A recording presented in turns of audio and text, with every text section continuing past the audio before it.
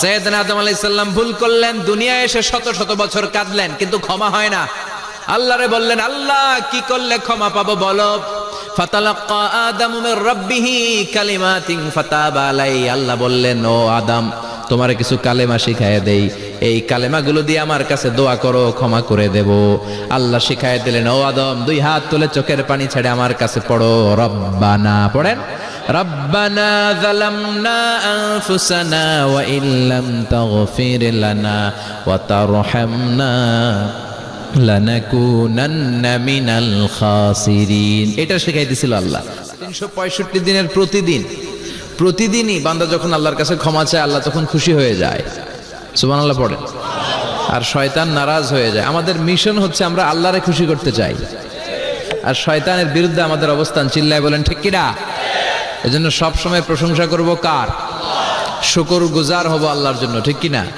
বিশ্বনবী দোয়ায় বলতেন, আল্লাহুম্মা জাআলনি সাবুরা ওয়াজআলনি শাকুরা ওয়াজআলনি ফি আইনি সাগীরা ওয়া ফি আ'য়ুনিন নাসি কাবীরা।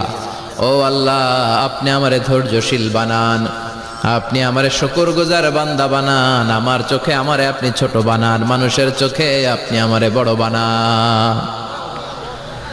বিশ্বনবী সব সময় নামাজে সালাম ফিরানোর পরে পড়তেন আস্তাগফিরুল্লাহ। কি পড়তেন? 3 বার পড়তেন আস্তাগফিরুল্লাহ, আস্তাগফিরুল্লাহ, আস্তাগফিরুল্লাহ। পড়তে রাজি আছেন? ইস্তিগফারের অনেকগুলো আলফাজ আছে, সবচেয়ে ছোট ইস্তিগফার হচ্ছে এটা, আস্তাগফিরুল্লাহ, আস্তাগফিরুল্লাহ।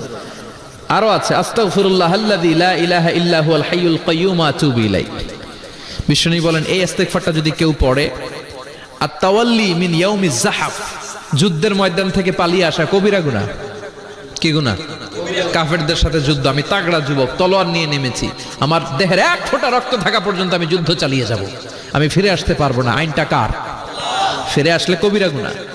বিশ্বনবী বলেন, যুদ্ধের ময়দান থেকে ফিরে এসেছে এরকম কবিরা গুনাহ অবলম্বনকারীও যদি আস্তাগফিরুল্লাহ আল্লাযী লা ইলাহা ইল্লা হুয়াল হাইয়ুল কাইয়্যুম আতুবু ইলাইহি পড়ে, ওই কবিরা গুনাহকারীকেও ক্ষমা করে দিবে কে?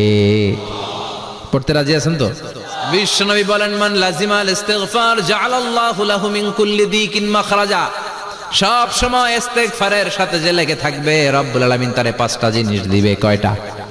কথা কন আরো জোরে, সবাই বলেন কয়টা?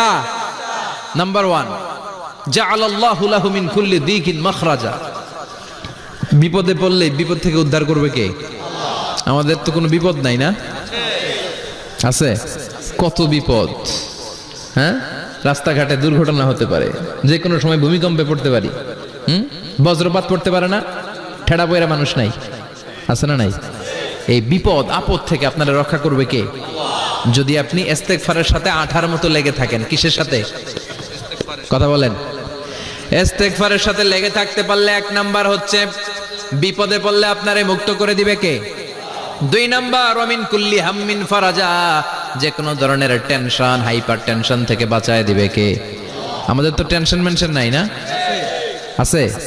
লাইফ নিয়ে টেনশন, বাঁচার টেনশন, মরার টেনশন, ক্যারিয়ারের টেনশন, বাড়ির ভাড়া, গ্যাস বিল, বিদ্যুৎ বিল, ছেলে মেয়েদের লেখাপড়া, কত টেনশন। এই সব টেনশন থেকে আপনারে মুক্ত করে দিবে কে?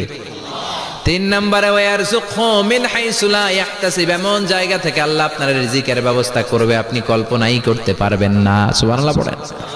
4 নম্বরে, সবসময় ইস্তিগফার যদি পড়া হয়, আল্লাহর কোনো আযাব ওই বান্দার উপরে আসে না। ওমা কানাল্লাহু মুআযযিবাহুম ওয়া হুম ইস্তাগফিরুন।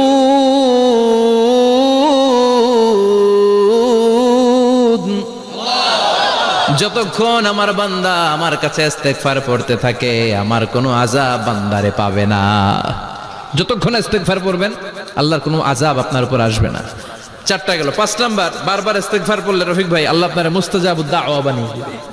দোয়া করা মাত্র কবুল করে নিবে কে? মুস্তাজাবুদ দাওয়া বুঝেন তো? মানে যিনি হাত তুলতে দেরি, কবুল হতে দেরি হয় না। যেদিন প্রভাতে পশ্চিম দিক থেকে সূর্য উঠবে, ওই দিন থেকে তওবার দরজাটারে বন্ধ করে দিবে কে? তার আগ মুহূর্ত পর্যন্ত জীবনে যত গুনাহ করেছি, অন্যায় করেছি, চোখের পানি ছেড়ে ক্ষমা চাইলে ক্ষমা করবে কে? শয়তান আল্লাহরে চ্যালেঞ্জ দিছে, আল্লাহ তুমি আমারে জাহান্নামে পাঠাবা, আমিও তোমার বান্দা করে লয়ে একসাথে জামাতে ঢুকমু। একা ঝুঁকবো না, একা যাব না, তোমার বান্দাদেরকে সবগুলারে জাহান্নামী বানায়া তারপরে ঢুকমু। তোমারে চ্যালেঞ্জ দিলাম, একটারও জান্নাতে ঢুকাইতে পারবা? আল্লাহকে তুই আমার চ্যালেঞ্জ দিলি? আমি তো সব রাজার বড় রাজা, মহারাজা, আমার চ্যালেঞ্জ দেশ, এত সাহস পাইলি কই? তুই আজীবন ওয়াসওয়াসা দিয়ে পাপ কাজ করাবি, একদিন তাফসীর মাহফিলে এসে আমার বান্দা ক্ষমা চাবে, আমি মাফ করে দেবো, তুই কি করবি? আজীবন অন্যায় করবে, আজীবন পাপ করবে, জুলুম করবে, একদিন চোখের পানি ছেড়ে আমার কাছে কান্নার মতো কান্না করলে আমি সব গুনাহ মাফ করে দেব। এজন্য আল্লাহ বললেন, ইয়া আইয়ুহাল্লাযীনা আমানু তুবু ইলাল্লাহি তাওবাতান নাসুহা। ভুল করেছো, তওবা করো, মাফ করবে কে? সাইয়েদনা আদম আলাইহিস সালাম ভুল করলেন, দুনিয়ায় এসে শত শত বছর কাঁদলেন, কিন্তু ক্ষমা হয় না। আল্লাহরে বললেন, আল্লাহ কি করলে ক্ষমা পাবো বলো? ফাতালাক্কা আদামু মির রাব্বিহি কালিমাতিন ফাতাবা আলাই। আল্লাহ বললেন, ও আদম, তোমার কিছু কালেমা শিখায় দেই, এই কালেমাগুলো দিয়ে আমার কাছে দোয়া করো, ক্ষমা করে দেব। আল্লাহ শিখায় দিলেন, ও আদম, দুই হাত তুলে চোখের পানি ছেড়ে আমার কাছে পড়ো, রব্বানা, পড়েন, রব্বানা যালামনা আনফুসানা ওয়া ইল্লাম তাগফির লানা ওয়া তারহামনা লানাকুনান্না মিনাল খাসিরিন। এটা শিখাই দিছিল আল্লাহ।